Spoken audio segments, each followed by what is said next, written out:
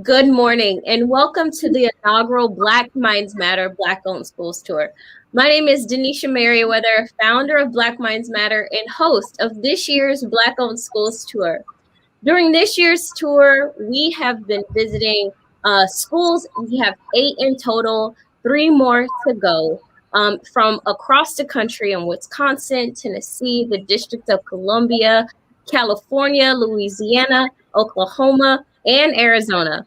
The purpose of Black Minds Matter is to raise awareness of the institutional inequities in the education system that eerily resemble the institutional injustices of our criminal justice system. We seek to liberate Black minds and nourish them with a rich education by any means necessary, because our essence and our being deserve life. This year's tour is a manifestation of that hope and vision. We know all across the country, many African Americans have founded schools, and we want to hear their stories and we want to celebrate them. Education has always meant Black power, Black liberty, and Black justice. The freedom of the body and the mind has always been the goal, and I know African Americans will stop at nothing to achieve it. To learn more about the Black Minds Matter movement, you can visit our website at blackmindsmatter.net. Thanks for joining, and let's hop right in. Today's tour, we are joined by Miss, I was about to say Jola. It's okay. It's okay. Ariane Craig Jala. Jala, Yes, Louisiana ma'am. Flair. And we are going to take a quick look at your impact before we hop into the conversation. At Hype Academy Private School, we partner with families to provide an individualized academic experience. Our students work at their own pace, which gives them an opportunity to graduate from high school earlier than their peers. Hype Academy's 15-to-1 student-teacher ratio ensures that each and every student receives the kind of personalized support needed to thrive. Through relevant courses such as personal finance and small business entrepreneurship, as well as our dual enrollment partnership with local universities, Hype Academy private school students gain an advantage that prepares them to contribute to their communities. For a non-traditional approach to education in a family-like environment, consider joining the team here at Hype Academy Private School. Head to hypeacademy.com to set up your parent-student interview today. I refuse to become so adjusted to this world that I fit in without even thinking about it. I am smart, I am loved, and I matter. Wonderful. Thanks for joining us. And so let's talk about it. Where was the vision and the dream first birth for Hype Academy? When did you get it in your heart that you wanted to start a school? Wow. And I want to say thank you. Thank you, Denisha. And it's good to be here with you and with Paul today. Thank you for swinging this way, Louisiana, by way of New Orleans, of course. The dream, I've wanted to teach since I was in 4th grade. And but the vision of Hype Academy didn't come until I began experiencing frustration in the public school system. So I'm a certified teacher, been teaching for about 20 years now. And Hype Academy was born about 10 years ago when I just couldn't take it anymore. And that's the really short version. Yeah. So many of the people that we've had on the tour, few of them have had previous experiences that I've interviewed in other school settings. So no, let's make that story a little bit longer. So what was that? So you always had this vision and hope of launching a school, and then where did that opportunity come from? And when was it the click of, I've had enough, I could do this? Yeah, well, I've wanted to teach, but I've wanted to teach since I walked into my 4th grade teacher's class. The late Mrs. Flora Weber, and my mom was also a paraeducator, so a teacher's assistant for about 23 years. I am the youngest of my mom's 8 kids, so she had me when she was 38. So my mom had, she had started her career by the time I came along. And but she would do things like take us to the library, and because we didn't have transportation and we grew up basically, in poverty to a single mom. And she would take us to the library and we would check out books and do book reports and all of those things helped to develop my love for learning. And when I walked into my fourth grade teacher's classroom, Mrs. Weber, she wrote her name on the board and she wrote her phone number. And this was during the time, this was before cell phones, it was before text messaging, it was when we had pay phones on the corner, and those of us that were living in poverty didn't have phones in our home. And for the most part, we looked at teachers as superheroes. We didn't think they were human. And she put her number on the board and it made her so accessible. And I remember thinking, oh my God, I really want to do for kids what she just did for me. She made me feel safe. She made me feel cared about, and she made me feel like I mattered.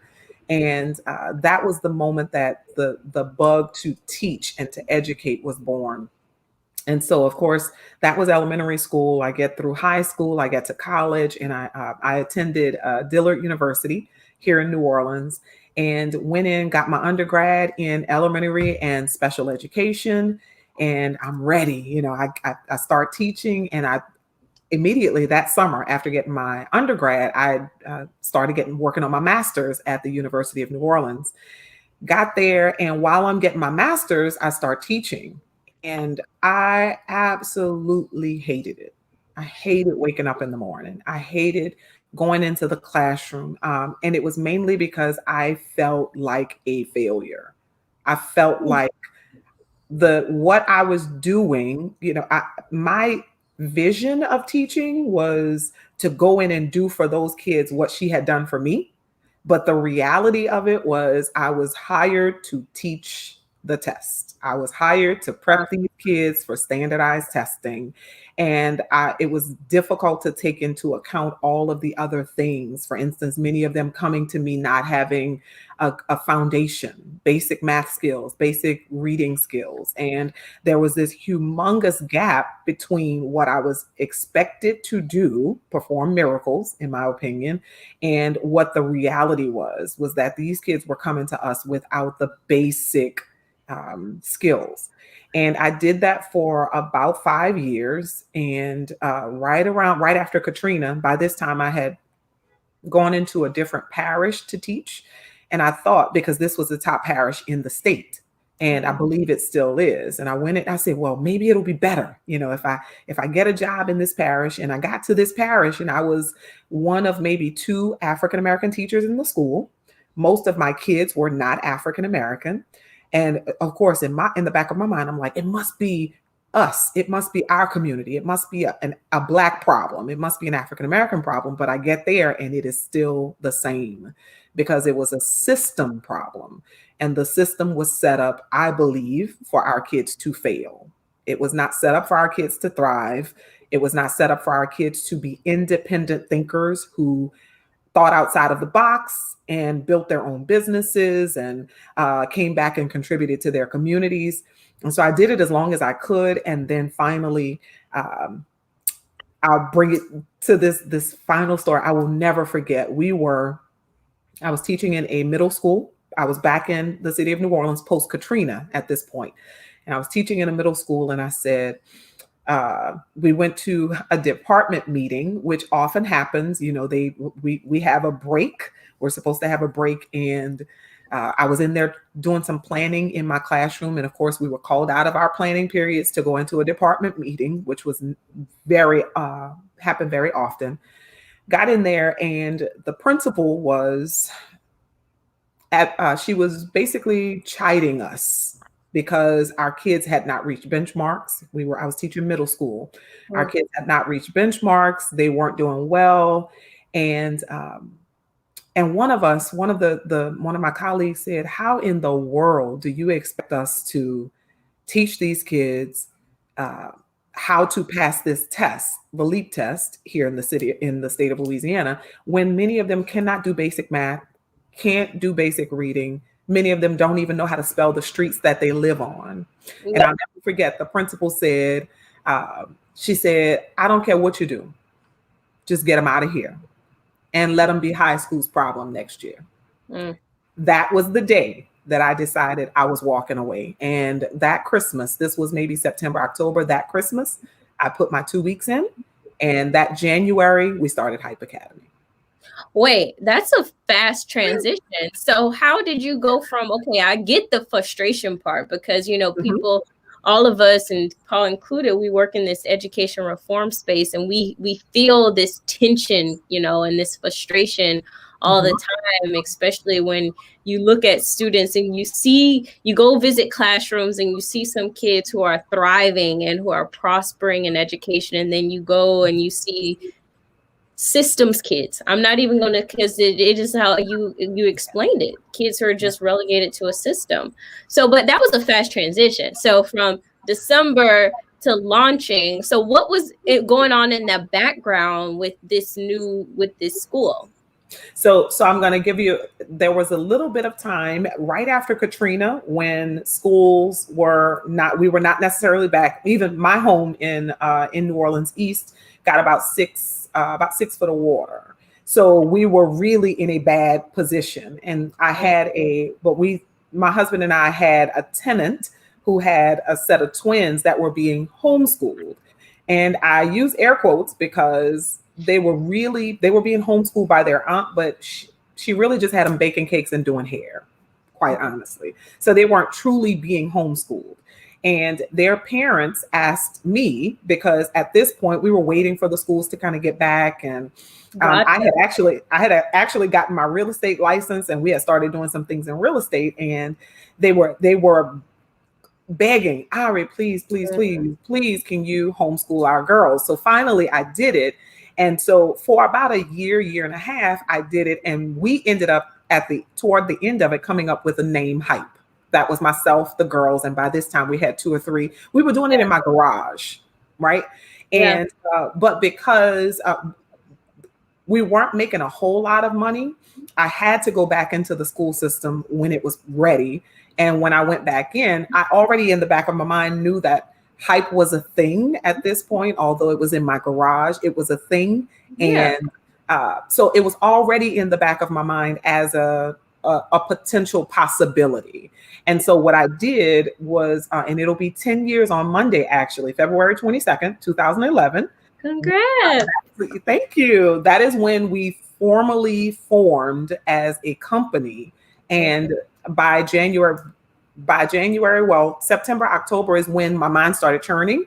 So I'm doing my business plan. On the extra time that I had when I was not teaching, I'm working on my business plan, and I'm saying, I got to get out of here, but I don't want to leave teaching. I love teaching. I've wanted to teach since I was a kid. I don't think it's fair for me to have to give up my love, my dream, my passion. So I decided that it was more important for me to change vehicles versus walking away from the profession altogether. And that's why it seems like a short transition, but as soon as she made that statement, I walked out with a colleague who said, oh my God. She said, how in the world can we do this to kids? I said, I'm not doing it. I call it academic malpractice. Yes. I refuse to be a part of it anymore. I refuse to be a part of this machine that just keeps churning out kids who are ill prepared and who are not ready for real life. And I decided, I've always been that person that I'm going to find a solution. So my solution was Hype, just formally doing it and launching it. And that was 10 years ago this Monday. Yeah. When your Katrina was to the people who are getting energized, their COVID, and who are building up schools and launching schools during this atmosphere of COVID.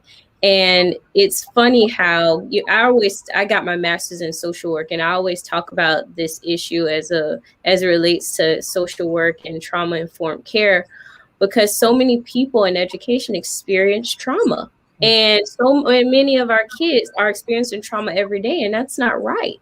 And so it's really awesome to hear your inception of being a school founder. And when you were founding this school, did you think to yourself like, oh, I'm going to be a Black-owned school. I'm going to be a Black school founder? I definitely did not. I just thought of it as, this is my contribution. Because when we started the school, we had, give or take, maybe consistently 11 to 13 kids a year. And I just looked at it like, here's my corner of the world where I can do my part walking in my gifting. So, but of course, your gift makes room for you, and it's been growing. It's been growing slowly, but it's been growing. So I never really, I think I'm just getting to the point where it's like, okay, this is happening, and it's real. And so now we are in the process of thinking, how can we take it to the next level? Ariane, throughout this series, we have what's really been apparent and really stands out is most of the founders of our Black-owned schools that we featured have been African American women. So when you got on this path, did you realize you were joining this group of women around the country who've been founding their own schools? And did you have maybe a network of support that you started tapping into? That's a great question. Paul, I had no clue. All I knew was that I needed to do something. And I have a friend, a close friend she's been my network. Basically, she's not in education, but she has always been instrumental in making sure her kids are getting the best. And she is the one who drew my attention to Marva Wright. No, I'm not Marva Wright. Is it Marva Collins? Marva Collins. I always get the two names mixed up. But Marva Collins, she's the one who introduced me to, and that's my only, or up until recently, realizing that there's a community of us. Marva was my only example. And to say that she started it in just a little house and grew, and she was just doing her part. But no, I can't say that I had a group of, of course, there are tons of people that have helped along the way. I mean, countless people, but a community of educators, nobody in my space was doing it. Everybody called me courageous. And I was like, I'm just doing what I feel I have to do. And they were calling me courageous for walking away from the job. And I looked at it like, I'm surviving. I have to leave, because otherwise I'm a part of the machine, and I just can't be a part of the machine. But now I am coming to terms with, there is a whole community of us out there. What advice? I know I usually save this question toward the end, but there are teachers who, I have an aunt who's frustrated in the system and have had this passion of education. What advice would you give to people who might have the same kind of story like you, or they're just frustrated, they don't know what steps to take? I would say that the first thing is you have to decide what your non-negotiables are. Right? What are your non-negotiables? What are you not willing to do? For me, I was willing to stay late, and I was willing to take work home, and I was willing to talk to parents on my off time. Or what I was not willing to do was to be a part of passing kids on to be somebody else's problem. And that was where I drew the line. So I think the first thing is decide where your line is. And once you decide where your line is, then use that to help to give you direction. My line did not have to do with my lack of passion for teaching. So I knew that I still needed to teach. I knew that I still wanted that. But I think that figuring out what your non-negotiables are going to help you to move in a way that does not further perpetrate contradictions. For instance, some of my colleagues, they'll move from one school to the next because they haven't figured out where their line is. Right? So they move out of one situation and they go into a different situation that is not that still does not serve them as educators. So I would say find that non-negotiable and then brainstorm to see what solution, how you can be the solution to that problem, to the issue. tell us about some of the day-to-day in the school. Obviously I've been there, and to me, I think you are closer to what we remember in history. You're closer to the one-room school where a lot of people even romanticize that real learning was going on, than to the warehouse situation that you described when you were teaching. So talk about that day-to-day that happens at Hype. Absolutely, absolutely. So, of course, this year, due to COVID, we ended the school year last year virtually online, and we have been virtual this school year as well. It was our intention to be back in the building in January. However, the numbers keep rising, or at least they were still rising for us. So we've been virtual. But on a typical day, we are going into the building. We pray together first thing in the morning. We say our creed, which is based on Romans 12. We have morning meetings. So the kids, we sit with them. We sit in a circle, and we play games. We have conversations about current events. We also, of course, announcements. That's Mr. J. That's my husband, co-founder. And we do all of those things together as a small community. And then the kids set goals for the day. So because their curriculum is individualized, because the curriculum is individualized, they set goals for the day, and they use those goals to reach what we call marching orders for the week. So our curriculum is an online curriculum, which is the beautiful thing that we learned during Katrina, is no matter where they are, they can get their academic piece. They don't have to miss that academic piece, which is actually what helped us when we had to go completely online for COVID. So they honestly did not miss a beat as far as that's concerned. We do PE with them. We have guest presenters that come in once a month. We do field trips once a month. So our kids, it truly is a structured but family-like environment. Yeah. And you guys, Hype, like, is that an acronym, or is it just like? It's an acronym. Oh, okay. It stands for Helping Young People Excel. Awesome. I know. I was like, yes, Hype Academy, and all of the swag is just so nice. I'm like, thank you. Is it a special flair? I'm assuming there's a special flavor and spark, because one, the name Hype Academy, and then two, you're Black owned. And there is. I mean, the kids, they absolutely love it. And of course, there is no one school that is a perfect one size fits all. It fits every kid. But for those kids who come in and they've had challenges in the traditional system for whatever reason, our first two graduates actually they came to us from another private school, and they came because they were bored in the traditional system. So they came in and they actually finished early, because they work at their pace. So our students are able to finish early. But then we've also had the kids who come in. I had one student who came to me and he said, we do parent-student interviews. And he said, well, I had some trouble in my old school where I actually flipped over a desk. And I said, well, we don't flip over desks here, right?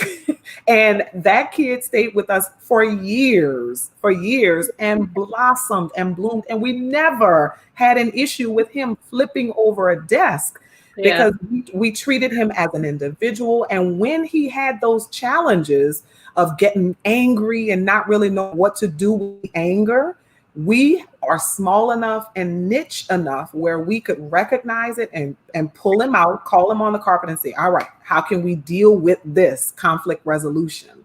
And I know in a traditional classroom, I don't, as a teacher, if I got 30 kids in my class, you don't have the time.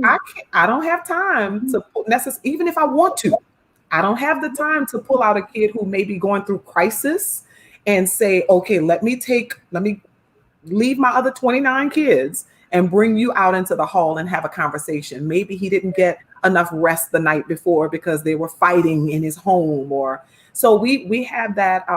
That is the flair that we have, is that individual care for the kids in our community. Our kids are not throwaway. Our kids are not problem kids, but we do honor the environment, is what we teach our kids. It's got to be safe for you, just like it's got to be safe for everybody else. So, but that's one of the things that we help our kids to understand, is that our environment is going to be safe for you no matter what you're going through. Yeah. Yeah. Now you're also an author. I am. You've written a couple of books, and Yes. one of them is, if I got the title right, Teach Your Own Kid. Teach Your Own Kid. Schools Can't Do It Alone. Yeah. And so, when I saw that title, my first thought was you were sending a message about maybe the over-reliance that parents have on schools. Absolutely. Absolutely. I erroneously thought that, okay, if parents are paying tuition, then maybe they will care more about helping their kids with homework and taking advantage of tutoring opportunities and showing up to volunteer. And unfortunately, many of our parents, even if they're paying tuition, unfortunately, are not as involved as they should be. And so Teach Your Own Kid, Schools Can't Do It Alone was my solution or answer to at least asking us to have the conversation of the expectations we have of schools and teachers and school systems and those and government and all those that are involved in educating our kids. Yeah. One of the quickest ways to give up our power is to disassociate ourselves with the process. And far too many parents, I found, have disassociated themselves with the process, and they are almost, in a sense, like, here's my kid, do what you need to do with them. But I look at it from a totally different vantage point, is that you control what happens with your kid, and I am here to partner with you to make sure that we achieve the goals that you have already set for your kids. Before your kid gets to me, you should have been reading with them at home. Before your kid gets to me, you should be teaching them how to count money when you go to the store. It's those little simple things that, unfortunately, many parents have given away. And when you do that, you give away your power. And I think that that's part of the reason we're in the condition we're in. Yeah, it seems like you are, tell me if I'm wrong, but if the parent ultimately did what you're advising, to teach their own kid, it will put you out of work, right? It will put me out of work. There would be no reason for me to have to build foundation. I would just be ancillary. I would be, you can call me in when you run into some problem that you can't handle as a mom, as a dad. So yes, it would essentially put me out of work. Absolutely. And all of the, so far, some of the common themes that I've been seeing is that there is student-driven education, and that's kind of just facilitated by the adults. Mm-hmm. And in both of these scenarios, what you're saying, yes, I should kind of not be, I should be obsolete. It's kind of that trade-off. It's like, if work is really driven by the student, then yes, then the role of the teacher is totally changed. And if the role of schools are totally changed, and that's more driven by parents, it's an interesting, it's true, but it's interesting coming and hearing from the teachers, the principals, the founders, to say, like, we want to turn it on its head. Absolutely. I don't want to be your guru. I don't want to be your savior. I don't want to be the end all and be all. That is way too much responsibility to give someone who has not had the experience with your child that you have. You gave birth to that child, or adopted that child, or you have history with that child, and you have more invested in that child's future than anybody else in the room, which means you should be directing the conversation. You should be directing everything as it relates to that child's academic experience, social experience. And so I think, yes, definitely flipping it on its head and saying, I don't want to be your guru. I don't want to be the answer. And I think I'm hoping that we can have more of that conversation even now in this environment in COVID, where now the teachers are being asked to, and that may be a whole nother conversation, but being asked to go into the classrooms. And that's an individual decision, but go into the classrooms because we need you to do what we have not been able to do for our own kids. And I believe that, of course, we have things in place for parents who have to work, especially those who are frontline workers and who have to leave their homes, right? But I do think that far too many of our parents are shifting the responsibility to us as educators, and it doesn't serve the child. Mm. Yeah. Very interesting and very true. I had one more question to ask.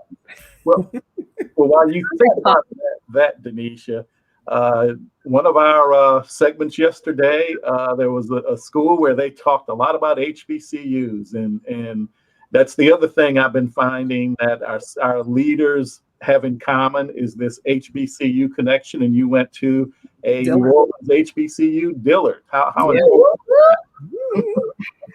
Yeah, it's a big deal. I think just the nature of an educator, one, we're nurturers and we want to see the world in a better condition. And I think when we tie that into going to universities that fully support us culturally. I mean, I had a fantastic experience at Dillard. For undergrad, I had a fantastic experience. And I'll tell you, the reason I went was because my high school counselor, which was a private school here in the city, St. Mary's Academy, I asked my counselor, I said, do you think I should go to UNO or should I go to Dillard? And she said, do you think you're going to need that help? Do you think, I know you're the first one in your family to go to college, right?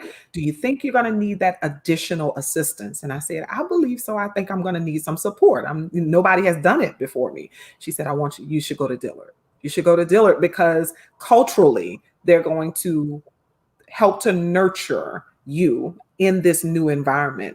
And they didn't cripple me. They challenged me. I had structure, but it was a totally different animal from when I went to the University of New Orleans a couple of years later. Totally different animal. Yeah. Yeah. I want you to give a shout out to your students. What would you like to tell them? Lord, first of all, I hope they're working. They're supposed to be working offline. Today is Mardi Gras break, but they're supposed to be working offline. So first of all, I hope y'all are working. We haven't seen them this week at all. But we have some of the best kids ever. Our kids at Hype Academy, you all are fantastic. And we're going to keep challenging you. We're going to keep making sure that we give you exactly what everything that we have as far as making sure that you are prepared for the world. There's no perfect environment. There's no perfect school, but it is our prayer that when you leave Hype Academy, you'll be proud and that you'll be prepared. Mm-hmm. Well, thank you so much, Ms. Jala. This has been amazing feature of Black-owned school tour in New Orleans, Louisiana, Hype Academy. And They have some hype and flair. They stick with their name, all the swag. And thank you so much.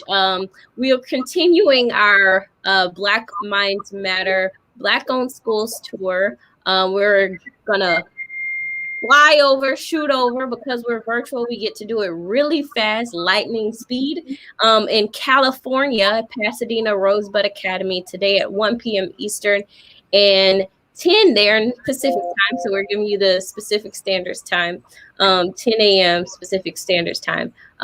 Thank you so much, Ms. Jala, and you guys have a great one. Thanks for joining. Thank you. Thank you. Thank you. Bye, y'all.